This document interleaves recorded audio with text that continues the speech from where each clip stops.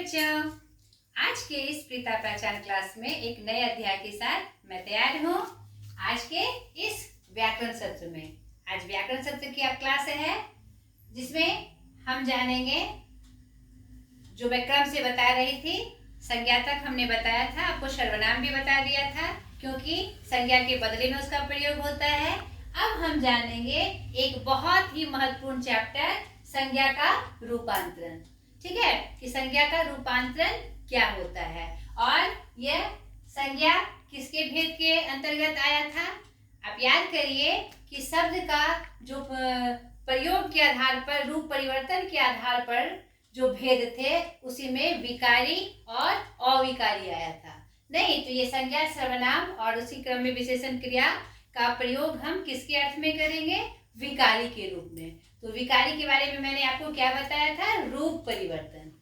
नहीं, रूप परिवर्तन यानी किसी न किसी चीज से उसका रूप बदल जाए। तो यहाँ पर उसी क्रम में ये बात आ रही है कि संज्ञा का रूपांतरण। ठीक है, संज्ञा विकारी में एक पहला भेद था उसका, विकारी शब्दों के रूप में। तो अब हम जानेंगे संज्ञा का रूपांतरण क्या है। ठीक है, तो परिभाषित रूप में लिखिए इसको।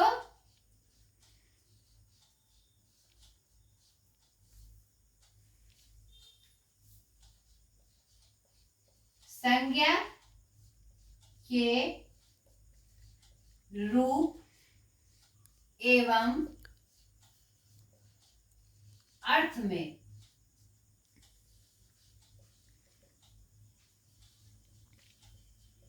किसी न किसी माध्यम से कुछ फेरबदल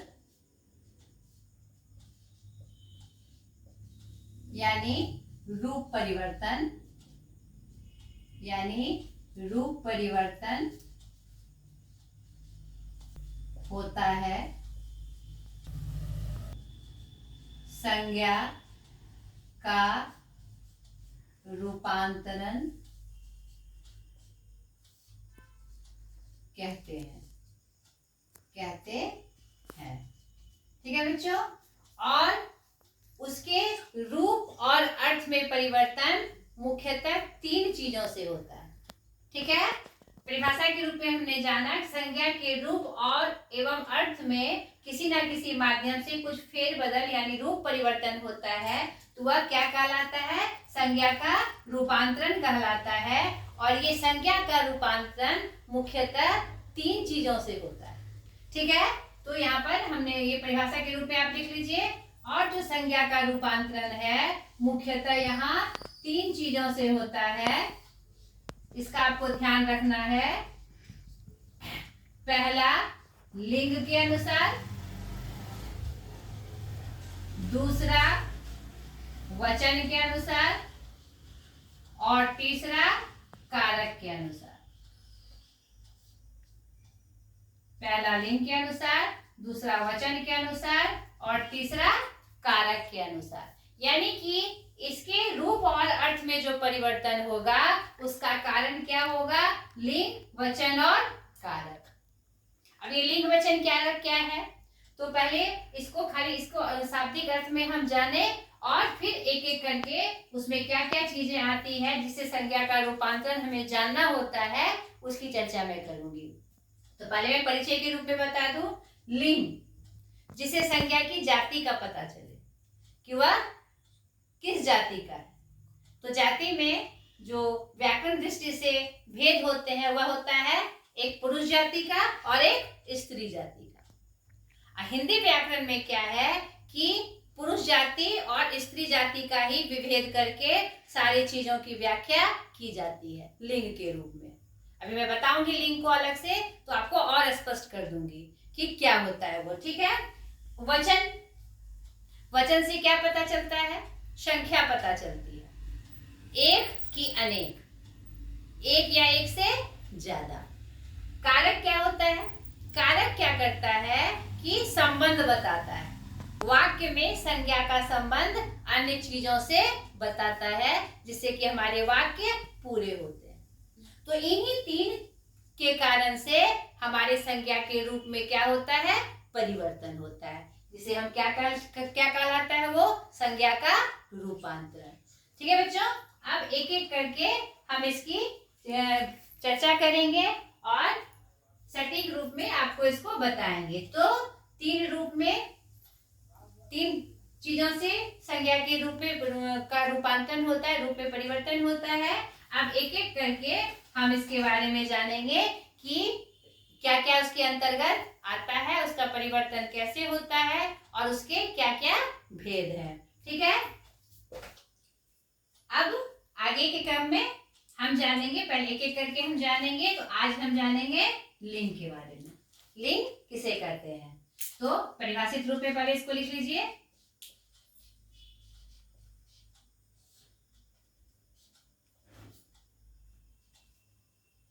जिस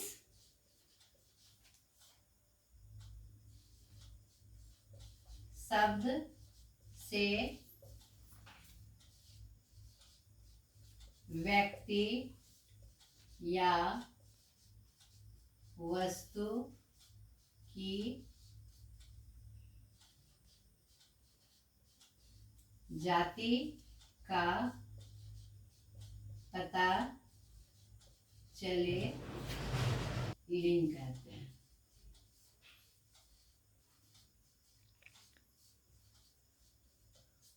ठीक है, जिस साधन से या जिस शब्द से, जिस चीज से हमें यह पता चले कि वह किस जाति का है, तो वह हमें कौन बताता है, लिंग बताता है। संज्ञा के, ठीक है, संज्ञा के जिस रूप से, शब्द या रूप से हमें व्यक्ति या वस्तु की जाति का पता चले, वह उसे हम क्या कहते हैं, लिंग कहते हैं।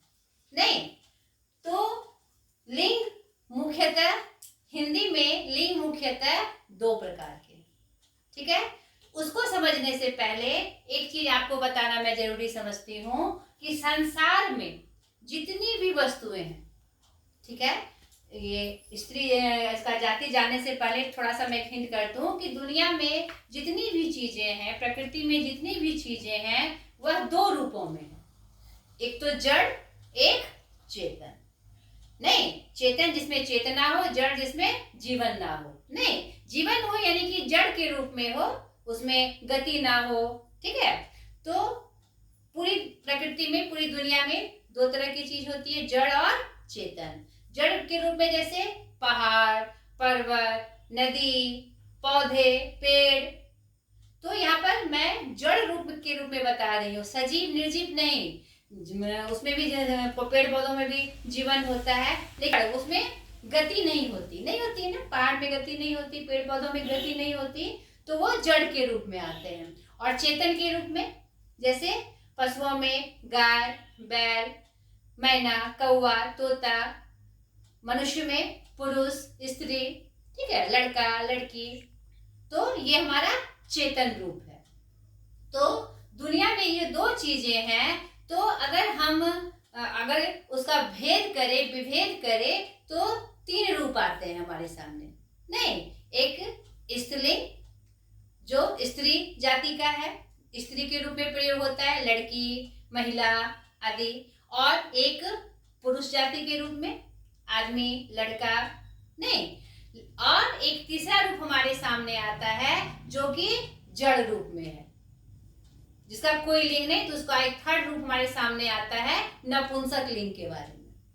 नहीं, लेकिन अभी हमारा सत्र किसका चल रहा है, हिंदी व्याकरण का। आप कंफ्यूज नहीं करिएगा इस मामले में। हिंदी व्याकरण में तो अगर चाहे वह जड़ हो, चाहे वह चेतन हो, तो दोनों के अर्थ में स्त्रीलिंग और पुल्लिंग का प्रयोग किया जाता है। ठीक है, समझ में आई ये बात बच्चों? आपको क्या बताया मैंने कि तीन रूप हमारे सामने आते हैं कि स्त्री जाति स्त्रीलिंग, पुरुष जाति पुल्लिंग, और जड़ की जितनी वस्तुएं हैं वह नपुंसक लिंग में। लेकिन हिंदी में जड़ वस्तुओं को भी स्त्रीलिंग और पुल्लिंग रूप में व्यवहार किया जाता है। इसीलिए हिंदी में लिंग के कितने भेद? 2 भेद। ठीक है। आप पुराने दूसरी भाषाओं में देखिए, जैसे कि हमारे संस्कृत में जो कि हिंदी की जननी है, उसमें 3 लिंग है, 3 विभेद है। स्त्री जाति का अलग, पुरुष जाति का अलग और जड़ जाति का नपुंसक लिंग है। फ्रांसीसी, लैटिन, ग्रीक, अंग्रेजी, रूसी, इनमें भी आप देखिएगा कि 3 जेंडर का प्रयोग है। लिंग मतलब जेंडर, लिंग की इंग्लिश क्या होती है? जेंडर। 3 जेंडर का प्रयोग दिखाया गया है, 3 लिंग के रूप में दिखाया गया है। हमारे जो क्षेत्रीय भाषाएं हैं, जैसे गुजराती है, मराठी है, उनका व्याकरण जब आप देखिएगा तो उसमें भी लिंग के 3 विभेद है। पुरुष का पुरुष जाति में, स्त्री का स्त्री जाति में और जड़ का नपुंसक लिंग के रूप में।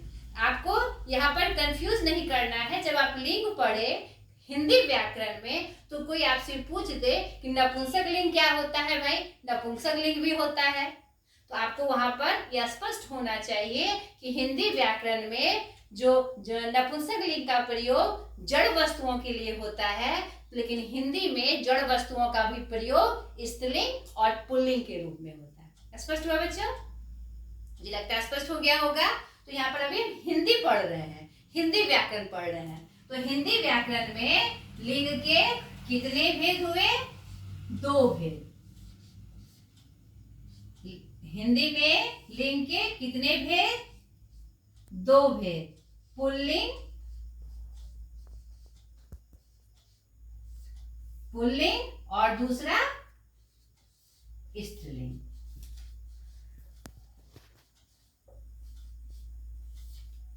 ठीक है।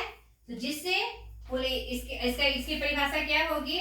जिससे पुरुष जाति का बोध हो, जिस शब्द से जिस रूप से पुरुष जाति का बोध हो उसे हम पुल्लिंग कहेंगे, और जिस शब्द या जिस रूप से स्त्री जाति का बोध हो उसे हम स्त्रीलिंग कहेंगे। जैसे हम कहेंगे कि राधा, राधा, तो राधा से क्या पता चल रहा है? किसी स्त्री का नाम है, किसी लड़की का नाम है, किसी स्त्री जाति का नाम है। तो जैसे राधा के बारे में कोई वाक्य कहेंगे तो राधा नाचती है, राधा नाचती है, नहीं, राधा नाचती है। ती क्या हो गया हमारा? स्त्रीलिंग। सॉरी, मैं स्त्री के रूप में पहले बताने लगी, राधा नाचती है। ठीक है। अब हमको पुल्लिंग का बोध कराना है तो कमल, नाम के अर्थ में बता रही हूं, कमल जा रहा है। ये पता चल रहा है कि कमल किसी पुरुष जाति का लड़का विभेद का ये रूप है, तो कमल जाता है। कभी हम नहीं लिखेंगे कमल जाती है। ठीक है। अब मैंने बताया कि जड़ के लिए भी आपका पुल्लिंग और स्त्रीलिंग का होता है। तो जैसे कि मेज, मेज, क्या वाक्य बनाएंगे? मेज बड़ा है कि मेज बड़ी है? मेज बड़ी है। ठीक है। ठीक है। किताब मोटा है कि मोटी है? किताब मोटी है। कलम नया है कि नई है? नई है। तो यहाँ पर हमने क्या देखा कि जड़ वस्तुओं का प्रयोग भी हमने 2 भेद में छांट के लिखा, स्त्रीलिंग के रूप में, पुल्लिंग के रूप में।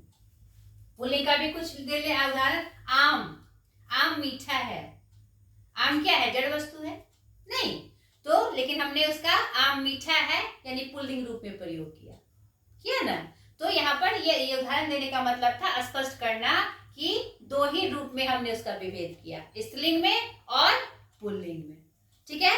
तो आपको मुझे लग रहा है कि लिंग में आप ये समझ गए होंगे कि संज्ञा का रूपांतरण जिन 3 चीजों से होता है, तो उसमें जो लिंग आया था, लिंग क्या चीज है वह जाति बताएगा। और हिंदी व्याकरण में जो जाति है 2 रूप में आती है, स्त्रीलिंग रूप में, पुल्लिंग रूप में, और चाहे वह जड़ की वस्तुएं हो चाहे वह चेतन की वस्तुएं है, वो उसका भी विभेद 2 रूपों में आता है, स्त्रीलिंग और पुल्लिंग के रूप में।